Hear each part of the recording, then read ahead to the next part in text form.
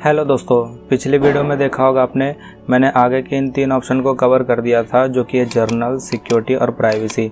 दोस्तों इस वीडियो में हम ये कंटेंट वाला ऑप्शन कवर करने जा रहे हैं, आखिर इसका क्या काम होता है। तो दोस्तों आप पिछली वीडियो अगर देखते आ रहे हैं तो आपको समझ में आ ही गया होगा कि जो ये इंटरनेट प्रॉपर्टीज़ वाला ये ऑप्शन है, ये हमारे कंप्यूटर में जो इंटरनेट एक्सप्लोरर होता है या जो दूसरे ब्राउज़र होते हैं उनके लिए ही ये यूज़ होता है, चाहे गूगल क्रोम हो चाहे इंटरनेट एक्सप्लोरर हो। तो दोस्तों अब हम बात करते हैं आखिर ये कंटेंट वाला ऑप्शन इससे हमारे सिस्टम में क्या इफेक्ट पड़ता है। तो दोस्तों यहाँ पे आपको बेसिकली 3 चीज़ें देखने को मिलेगा। एक ये है सर्टिफिकेट, दूसरा है ऑटो कंप्लीट और तीसरा है फीड्स एंड वेब स्लाइसेस। तो तीनों के बारे में एक एक करके बात करते हैं। तो सबसे पहला है सर्टिफिकेट। आखिर ये सर्टिफिकेट होता क्या है? तो दोस्तों आप जब भी इंटरनेट के थ्रू किसी वेबसाइट के ऊपर जाते होंगे तो वहाँ पे आपको 2 चीज़ें ज़रूर दिखेगी। एक दिखेगा आपको HTTP और दूसरा होता है HTTPS। अब ये क्या होता है चलिए मैं आपको दिखाता हूँ। मान लीजिए मैं क्रोम में आ गया और मैंने यहाँ पे गूगल खोल के रखा हुआ है। तो अभी देखिए दोस्तों, जो ये गूगल का जो वेबसाइट है इसका जो लिंक देखेंगे यहाँ पे आपको HTTPS दिखेगा और कुछ वेबसाइट में HTTP बस दिखता है, ये S नहीं दिखता है। तो दोस्तों जो HTTPS होता है इसका मतलब होता है सिक्योर वेबसाइट, लेकिन जो HTTP होती है वो इनसिक्योर वेबसाइट होती है। अब दोस्तों इसका काम क्या होता है?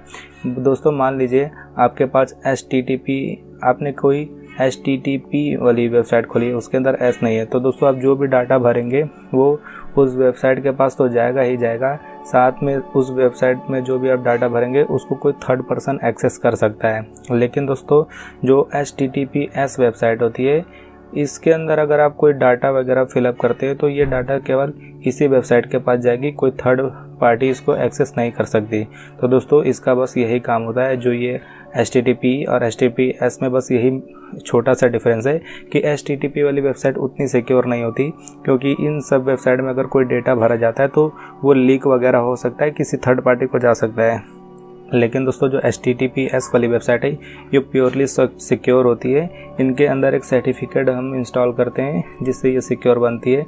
तो दोस्तों इसी सर्टिफिकेट को हम SSL सर्टिफिकेट कहते हैं। आपने ये वाला भी देखा ही होगा, मैंने आपको समझाने की प्रोसेस कर रहा था आखिर ये सर्टिफिकेट होता क्या है। तो दोस्तों हम अपने वेबसाइट को जो सिक्योर बनाने का काम करते हैं तो उसके लिए हमको यही एक सर्टिफिकेट अपने वेबसाइट में लगाना पड़ता है, यही होता है SSL सर्टिफिकेट।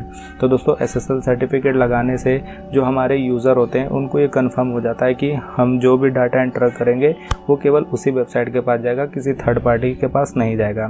दोस्तों मान लीजिए आप किसी वेबसाइट के ऑनर है या ब्लॉग वगैरह चलाते हैं तो वहाँ पे आपने देखा होगा कि आपको SSL सर्टिफिकेट अपने सिस्टम में लगाना पड़ता है। दोस्तों मान लीजिए आप किसी 2 कंप्यूटर के बीच में कम्युनिकेशन इस्टेब्लिश करना चाहते हैं। अगर आप चाहते हैं कि केवल आपका जो डाटा है केवल उसी वेबसाइट के पास जाए कि कोई थर्ड पार्टी उसको एक्सेस ना कर पाए, तो आपको उस दूसरे सिस्टम से उसका SSL सर्टिफिकेट अपने सिस्टम में इंपोर्ट करना पड़ता है। इंपोर्ट करने के बाद होता क्या है, दोनों सिस्टम के बीच में काफ़ी सिक्योर वो हमारा कनेक्शन बनता है और डाटा लीकेज की समस्या नहीं आती। तो दोस्तों इसको इंस्टॉल मतलब अपने सिस्टम में इंपोर्ट करना काफ़ी इजी है। आप यहाँ सर्टिफिकेट पे जाइए, यहाँ पे इंपोर्ट जाइए, इंपोर्ट के ऊपर नेक्स्ट कीजिए। उसके बाद जो भी दूसरे सिस्टम का SSL सर्टिफिकेट होगा यहाँ ब्राउज़ वगैरह करके उसको इंपोर्ट वगैरह कर सकते हैं। अगर दोस्तों आपको ये ज़्यादा डिटेल में समझ नहीं आ रहा है तो इसको आप स्किप कर सकते हैं, क्योंकि इसको ज़्यादा डिटेल में समझने की आपको ज़रूरत नहीं है। अब बस सिंपली ये याद रखिए कि जो ये सर्टिफिकेट वाला ऑप्शन है ये हम किसी सिक्योर वेबसाइट से अपने जो डाटा कनेक्शन करते हैं उसको इस्टेब्लिश करते हैं, उसके लिए होता है। अब दोस्तों हम अगले ऑप्शन के बारे में बात करते हैं। अगला है ऑटो कंप्लीट। तो दोस्तों इसके नाम से ही समझ में आ रहा है कि आखिर ये ऑटो कंप्लीट ही कुछ करेगा। आखिर करेगा क्या, मैं आपको बताता हूँ।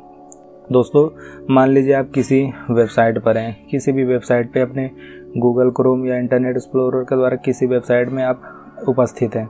अब दोस्तों आपने देखा होगा कि जब भी आपको कोई डाटा वहाँ पे एंटर करना होगा वो ऑटोमेटिक फिल हो जाता है, जैसे मोबाइल नंबर, आपका ईमेल आईडी, आपका नाम। दोस्तों इस तरह आपकी बहुत सारी जो जानकारी होती है वो ऑटोमेटिक उस वेबसाइट पे फिलअप हो जाती है। अगर दोस्तों आप कोई फॉर्म वगैरह भरते हैं किसी चीज़ का, नौकरी से रिलेटेड या किसी भी चीज़ का, अगर आप अपने कंप्यूटर में फॉर्म वगैरह भरते होंगे तो देखते होंगे कि आपका मोबाइल नंबर, ईमेल आईडी, नाम, पता, बहुत सारी चीज़ें ऑटोमेटिक फिल हो जाती हैं। तो आखिर हमारे सिस्टम को पता कैसे चलता है कि ये सब चीज़ें ऑटोमेटिक फिलअप करनी है? तो दोस्तों ये यही वाला ऑप्शन काम करता है। ये जब भी आप किसी वेबसाइट को खोलेंगे तो उसके अंदर जो ऑटोमेटिक डाटा फिलअप करने वाला होगा ये उसको खुद ही फिलअप वगैरह करता है। अगर आप चाहते हैं कि वो सब डाटा आपका फिलअप वगैरह ना हो तो यहाँ से आप जाके इसको अनटिक कर सकते हैं। जिस टाइप के आप डाटा चाहते हैं ना आपका ऑटोमेटिक फिलअप हो उसको अनटिक कर दीजिएगा। अगर आप चाहते हैं कि कोई भी डाटा फिलअप ना हो तो यहाँ से देखिए डिलीट करेंगे तो आपके सिस्टम में जो भी आपके डाटा वगैरह अगर सेफ होगा यहाँ से डिलीट हो जाएगा। तो इसका बस यही काम है कि किसी भी वेबसाइट में ऑटोमेटिक डाटा को फिलअप कर देना। अब दोस्तों लास्ट वाले ऑप्शन के बारे में बात करते हैं। लास्ट वाला है फीड्स एंड वेब स्लाइसेस। आखिर ये क्या होता है दोस्तों? मान लीजिए आप अपने कंप्यूटर में किसी वेबसाइट को यूज़ कर रहे हैं, काफ़ी यूज़ करते हैं, बार बार उसको अगर आप यूज़ करते रहते हैं तो दोस्तों होता क्या है, कभी कभी उस वेबसाइट के लिए कुछ ना कुछ अपडेट आता है। तो आपने देखा होगा कि वो नोटिफिकेशन आपको वो वेबसाइट देती है कि इस वेबसाइट में ये नोटिफिकेशन आया या ये चेंजेस वगैरह आए, तो आप उसको देख लीजिए। तो दोस्तों आखिर वो जो नोटिफिकेशन है वो हमको मिलता कैसे है? तो दोस्तों उस टाइप की नोटिफिकेशन देने का काम ये वाला ऑप्शन करता है, फीड्स एंड वेब स्लाइसेस। दोस्तों ये करता क्या है, किसी भी वेबसाइट में अगर कोई अपडेट वगैरह आया है तो उससे रिलेटेड जो भी इन्फॉर्मेशन होगी हमको देता है और बताता है कि इस वेबसाइट में क्या क्या चेंजेस हुए हैं और क्या क्या चीज़ नई अपडेट वगैरह आई है, ये देने का काम करता है। जिस वेबसाइट को दोस्तों हम बार बार ब्राउज़ करते हैं उससे रिलेटेड ही हमको अपडेट वगैरह देता रहता है। तो दोस्तों इस फीड्स एंड वेब स्लाइसेस का यही काम है। आप सेटिंग में जाएंगे तो यहाँ से आप सेटअप कर सकते हैं कि एक डे बिफोर कौन कौन सी वेबसाइट आप की मतलब अपडेट वगैरह आई है, यहाँ से आप डेट को बढ़ा सकते हैं। एक दिन पहले तक जिस वेबसाइट में अपडेट वगैरह आएगा उसकी नोटिफिकेशन मिलती है। अगर दोस्तों आप लेटेस्ट वगैरह चाहते हैं तो 15 मिनट कर दीजिए। 15 मिनट पहले अगर किसी वेबसाइट में कोई अपडेट वगैरह आया होगा तो आपको वो नोटिफिकेशन आपको ओपन करते ही वो मिल जाएगा। तो मैं इसको क्लिक कर देता हूँ, आप अपने अकॉर्डिंग देख लीजिएगा। तो दोस्तों आज के वीडियो में इतना ही। होप आपको ये वीडियो समझ में आया होगा, क्योंकि दोस्तों तीनों ऑप्शन मैंने लगभग कभी कवर कर दिए। फिर भी दोस्तों अगर आपको कुछ पूछना होगा तो कमेंट सेक्शन में पूछ लीजिएगा, मैं बता दूंगा। दोस्तों मैं चलता हूँ, मिलूंगा नेक्स्ट वीडियो में नेक्स्ट टॉपिक के साथ। तब तक के लिए जय हिंद।